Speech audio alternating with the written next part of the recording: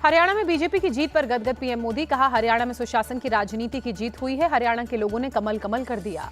जीत के बाद पीएम मोदी का कांग्रेस पर निशाना। पीएम मोदी ने कहा, ज्यादातर राज्यों में कांग्रेस की नो एंट्री, अब देश विरोधी राजनीति नहीं चलेगी।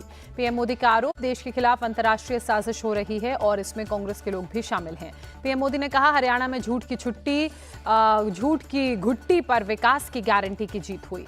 पीएम मोदी ने कहा, हरियाणा के जनादेश की गूंज दूर दूर तक जाएगी। पहली बार किसी सरकार को तीसरी बार मौका मिला। जम्मू कश्मीर में बीजेपी के प्रदर्शन पर भी बोले प्रधानमंत्री मोदी, कर्फ्यू और अलगाववाद के कालखंड से बाहर निकल रहा है प्रदेश। बीजेपी अध्यक्ष जेपी नड्डा का कांग्रेस पर अटैक। कांग्रेस के झूठ को हरियाणा की जनता ने नकारा। पीएम मोदी के नेतृत्व पर विश्वास जताया। जेपी नड्डा ने कहा, पीएम मोदी ने देश की राजनीति की रिवायत बदली, परिवार और भ्रष्टाचार पर लगाम लगाई। जेपी नड्डा का आम आदमी पार्टी पर अटैक। कहा, हरियाणा में 90 की 90 सीटों पर इनकी जमानत जब्त हो गई। दिल्ली बीजेपी हेडक्वार्टर में हरियाणा जीत का जश्न। जेपी नड्डा ने पीएम मोदी का स्वागत किया। हरियाणा की जीत हमारी, अब झारखंड, दिल्ली और महाराष्ट्र की है बारी का लगा नारा। हरियाणा में चला पीएम मोदी का जादू। बीजेपी ने लगाई जीत की हैट्रिक, 90 में से 48 सीटें जीती।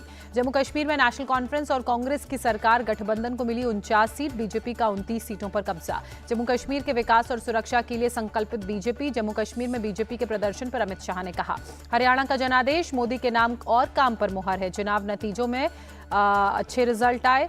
चुनाव नतीजों के बाद सीएम नायब सिंह सैनी ने कहा, हरियाणा विधानसभा चुनाव में हार के बाद कांग्रेस ने रिजल्ट पर उठाए सवाल। कहा, यह तंत्र की जीत है, लोकतंत्र की नहीं। कांग्रेस ने नतीजों को बताया अप्रत्याशित। कहा, परिणाम को स्वीकार नहीं कर सकते, चुनाव आयोग से करेंगे शिकायत। दिल्ली से लेकर चंडीगढ़ तक कांग्रेस खेमों में दिखी मायूसी। दिल्ली कांग्रेस मुख्यालय में जश्न के लिए बुलाया गया ढोल वापस लौटा दिया गया।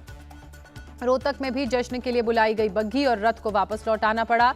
लोगों ने मजाक उड़ाते हुए वीडियो बनाया। गढ़ी सांपला किलोई से भूपेंद्र सिंह हुड्डा जीते। कहा, चुनाव के नतीजे हैरान करने वाले। हरियाणा चुनाव नतीजों पर कुमारी शैलजा ने कहा, ऐसे रिजल्ट की उम्मीद नहीं थी, सभी कार्यकर्ताओं ने जमीन पर मेहनत की।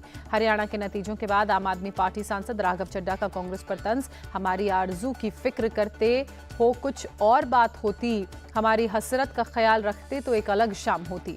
राघव चड्ढा ने सोशल मीडिया पर लिखा, आज वो भी पछता रहा होगा मेरा साथ छोड़कर, अगर साथ साथ चलते तो कुछ और बात होती।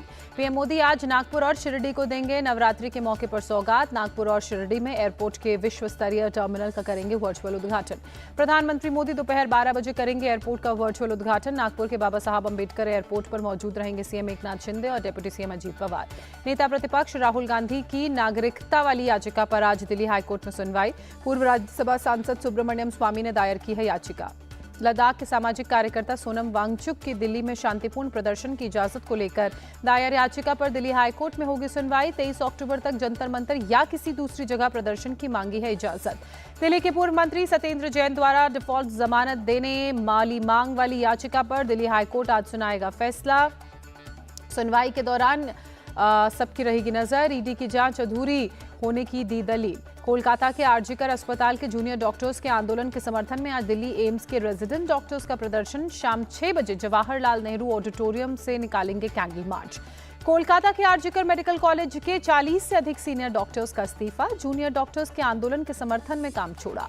टीएमसी नेता कुणाल घोष ने डॉक्टर्स के सामूहिक इस्तीफे को नौटंकी बताते हुए कहा, इस्तीफा देना है तो इंडिविजुअली इस्तीफा दें।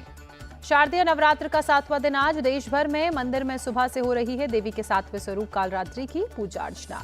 भारत और बांग्लादेश के बीच दूसरा T20 आज दिल्ली के अरुण जेटली स्टेडियम में शाम 7 बजे से खेला जाएगा मैच। T20 सीरीज में जीतने के इरादे से मैदान में उतरेगी टीम इंडिया। 3 T20 मैचों की सीरीज में 1-0 से पहले ही है आगे।